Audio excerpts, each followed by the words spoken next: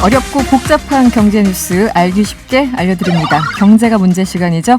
알고란의 고란 기자 스튜디오에 나와 있습니다. 어서 오세요. 네, 안녕하세요. 네, 오늘은 부동산 얘기를 해볼 텐데 청약 통장 들고 있는 분들 요즘 어떤 아파트 때문에 네. 난리가 났습니까?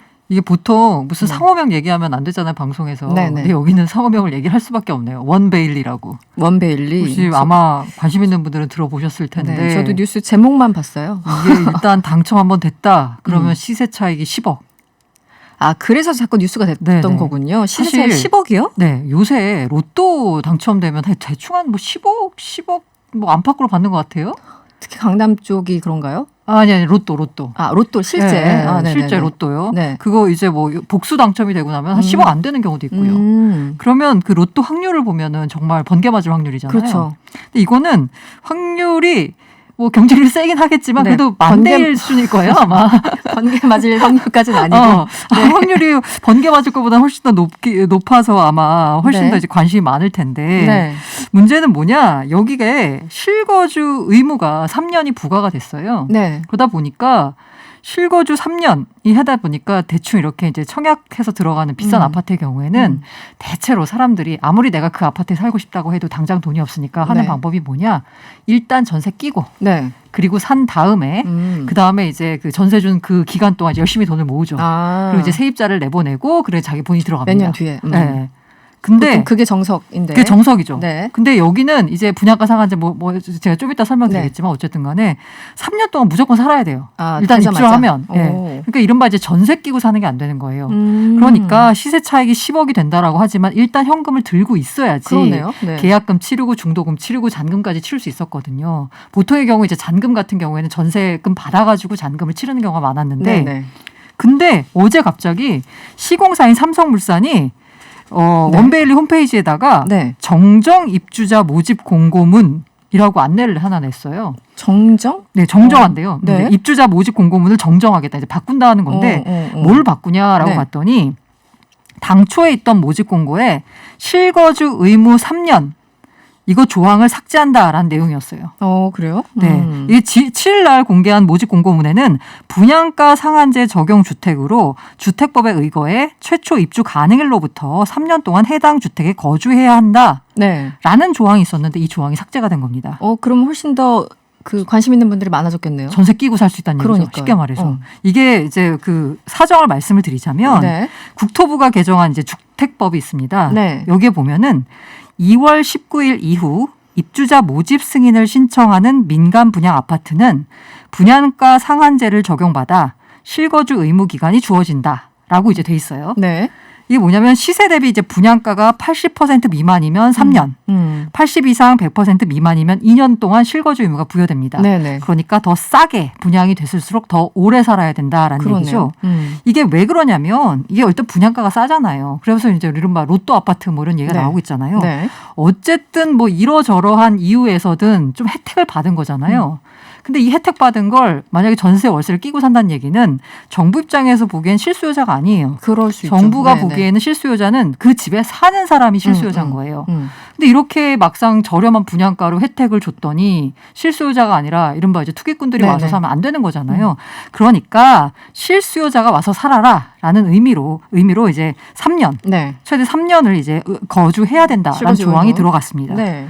그런데 아까 제가 말씀드린 그 법 있잖아요. 네. 그 법의 부칙 3조를 보면 뭐라고 돼 있냐면 네. 2월 19일 이후 분양가 상한제를 적용받아 최초 입주자 모집 승인을 신청하는 민간 분양 아파트부터 실거주 의무 기간을 부여한다라고 돼 있어요. 여기서 최초 입주자 모집 승인입니다. 최초. 네. 무슨 뜻이죠? 근데 이 네. 그 원베일리가요. 2020년 12월 지난해 12월에요.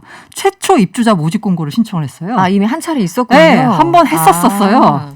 그러다가 이제 오면서 다시 한번 한 거예요. 네, 네, 네. 근데 이게 왜 그러면 이제 정정하고 이게 난리가 났었냐라고 보면 네. 모집 공고를 승인한 서초구청 측에서 이걸 파악하지 못한 겁니다. 서초구청 쪽의 얘기를 들어보면 아니 그냥 들고 왔으니까 네. 우리는 그냥 해준 거다라는 네. 거였고요. 그러면 그러니까. 이걸 도대체 그 좀 조합도 모르고 시행사도 모르고 구청도 몰랐다는 거잖아요. 이 부칙을 유심히 안 봤군요. 아, 네네. 이게 몰랐던 네. 거죠. 그럼 이걸 도대체 어떻게 해서 정정이 나오게 됐냐라고 보면 네. 여기 청약을 준비한 민원인이 관심을 가지고 지켜보고 있었던 또 매의 거예요. 눈으로 보셨군요. 이 매의 눈으로 민원인이. 봤죠. 네. 그래서 아마 이분이 생각하기에는 야, 전세 끼고 사면 되겠다 했는데 갑자기 3년 거주가 생기니까 이상한데? 지난해 12월에 이거 했는데? 라고 해가지고 이 조합에다가 네. 야, 모집 공고문 잘못된 것 같아. 한 번만 봐줘. 라고 했더니 조합이 구청에 다시 한번 확인해달라고 했습니다. 그 구청이 다시 한번 확인하니까 압불사 2020년 12월에 한 번 입주자 모집 공고가 있었던 거예요. 그래서 결과적으로는 실거주 3년 조항이 빠지게 되면서 난리가 난 거죠. 그럼 이 부칙 자체는 문제가 없는 건지 일단 뭐 그건 논외로 하더라도 어쨌든 이 뭐 조합이나 시공사나 혹은 지자체나 이런 것도 또 선수들이잖아요. 네네. 그런데 이렇게 막 혼동하고 헷갈리고 모르고 이럴 수 있습니까? 그러니까요. 네. 그래서 지금 난리나. 그런데 지금 이거 막 모를 수가 있었냐라는 네, 거예요. 카오스네요. 이거 관심 있는 분들 네, 사이에서. 카오스. 그래서 너무 이게 혼선이 막 하면서 막 불만을 합니다. 네. 그래서 뭐 멘트가 이제 언론에 등장한 걸 보면 네. 청약이 장난도 아니고 직전에 이렇게 바꾸는 게 어딨냐. 그러니까요. 이제 아마 어떤 분들 입장에서는 전세 끼고 이제 못하니까 아예 포기하신 분들도 있었을 거예요. 근데 이게 바뀌니까 야 내가 조금만 더 준비를 했으면 이거 신청할 수 있었을 수도 텐데 뭐 있었을 이런 텐데. 분들도 있겠죠. 네. 또 어쨌든 신청 이제 17일이니까 네. 그 사이에 자금을 준비하실 수 있는 분들은 이제 신청할 수 있는데 그럼 왜 이렇게 그럼 다 혼동을 했냐라고 보면은요. 네네. 그 이제 어떠한 정부 업체가 민간 업체가 한번 이게 따져봤어요. 이게 부동산 관련 법들이 이제 여러 개가 바꿨잖아요. 네네. 그 부동산법 말고 그 부동산법 바뀐 거 가운데서 청약 제도만 한번 들여다봤어요. 청약 제도가 문재인 정부 출범 이후에 29차례 개편이 됐습니다. 법이나 시행령 등 개정을 통해서요. 네. 이게 77년부터 공공부문 청약 제도가 도입이 됐거든요. 네. 그 77년에 도입된 다음에 150차례 정도가 뭔가 개정이 됐어요. 네. 법이나 시행령이. 네. 근데 29차례잖아요. 그럼 대충 따지면 전체 20%가 네. 이 정부 4년 동안 이루어진 셈입니다. 지난 한 45년 사이에 150차례 가운데 네네. 지난 4년 동안 20%. 네. 많긴 많네요. 네, 많긴 네네. 많죠. 그러다 보니까 이게 너무 법이 이제 자주 바뀌다 보니까 공무원도 시행사도 정확히 모른 채 사업을 그러네요. 진행하고 있다. 네. 뭐 이른바 이제 해프닝이 빚어진 거죠. 근데 진짜 이렇게 너무 자주 바뀌니까 사실 일선 현장에서는 헷갈려들 하세요. 이 대표적으로 이제 은행 같은 경우에요. 아, 그렇죠. 대출 대출 문제. 규제가 엄청 자주 바뀌잖아요. 네네. 현장에서 모릅니다. 그럼 오히려 신청인이 와가지고 이거 이제 되는데 왜 안 되게 놨냐 그러면 이제 그 은행 직원이 본점에 전화하고 난리가 났어요. 그럼 네네. 본점도 잘 몰라. 네. 그럼 이제 또 금감원에다 찾아봐서. 민원을 또 넣어가지고 이거 그 법령 해석을 받고 막 이런 난리가 나는 거예요. 이게 자꾸 바뀌다 보니까 그럴 수밖에 없고 네. 법을 완전히 뜯어 고치는 게 아니라 뭐가 문제가 있다라고 하면 시행령을 고치고 부칙을 고치고 하는 방식으로 예외를 적용하고 하다 보니까 네. 헷갈리게 되는 겁니다. 음. 이렇게 되니까 이제 다른 재건축도 문의가 폭주하고 있는 거예요. 네. 혹시 우리도? 라고 이제 사람들이 기대하는 거죠. 지금 가장 문의가 많은 게 이 둔촌주공이에요. 둔촌주공. 예, 네. 여기가 이제 뭐 이런 말 많이 단군이래 최대 뭐 이런 얘기 많이 하잖아요. 네. 여기도? 네. 네. 네. 근데 여기가 지난해 7월에 강동구청에 네. 모집 공고문 승인을 신청을 했대요. 네네. 그러니까 이제 여기를 준비하는 분들은 야, 우리도 원베일리처럼 실거주 의무 없는 거 아니야. 최초 아니니까. 네. 네. 네. 근데 이 강동구청 측이 알아봤더니 지난해 모집 공고가 이루어지긴 했는데 네. 이걸 취하를 했대요. 아, 그래요? 당시에? 네, 오. 그래서 이건 해당이 안 된다라고 합니다. 그래서 네. 둔촌주공은 참고로 실거주 의무가 적용이 됩니다. 어쨌든 그 전세 끼고 산 사람이 이제 늘게 되면 이 경쟁률이 어마어마할 것 같은데요. 어우, 뭐 장난이 아니죠. 네, 네. 정말 장난이 아니에요. 제가 아까 되나요? 로또 네. 아파트라고 했잖아요. 네, 네. 이 3.3제곱미터 이제 평당으로 이제 하죠. 이게 이제 일반 분양 가격이 5,653만 원. 네. 야, 이 가격만 들어도 헉하잖아요. 옆에 있는 아파트, 이제 사실 뭐 비싼 아파트 하면 대표적으로 등장하는 게 아리팍. 네, 네, 네. 등장하죠. 네. 아크로 리버파크. 여기가 평당 1억이 넘잖아요. 그러다 보니까 주변 시세 거의 반값 정도 해당하는 거예요. 그렇군요. 그래서 네. 지금 원베일리 분양 가격을 보자면 59제곱미터 이게 14억 2,500만 원. 그러니까 20평대가 14억 2,500만 원 정도 한다는 거고 74제곱미터 이게 30평대가 되겠죠. 네. 17억 6천만 원이에요. 근데 옆에 아크로 리버팍 있잖아요. 네네. 거기 전용 면적 59제곱미터. 그러니까 20평대 아파트 전세 가격이 16억에서 17억입니다. 전세가요? 매매가 아니라 전세 가격. 그러니까 일단 당첨만 되면 나중에 전세 받아가지고 여기 메꾸는데 문제가 하나도 없는 거예요.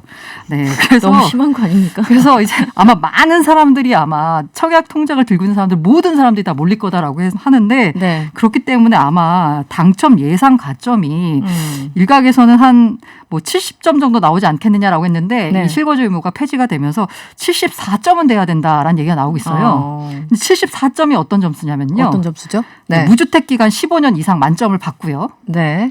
그다음에 청약 통장 보유 기간 15년 이상 만점을 받습니다. 아, 둘 다 만점 받아요. 둘 다 만점 받아야 돼요. 네. 근데 요거는 시간만 지나면 만점이라서 다 만점 받을 수 있어요. 대부분의 분들이. 핵심이 부양가족이에요. 아, 그렇죠. 이게 6명 이상이면 35점 만점입니다. 네. 대충 이제 시도를 막 해보는 게 4인 가족이에요. 4인 가족에다가 무주택 부모님. 기간, 청약 통장 보유 기간 만점을 받으면 69점. 네, 네. 그러니까 74점이 되려면 네.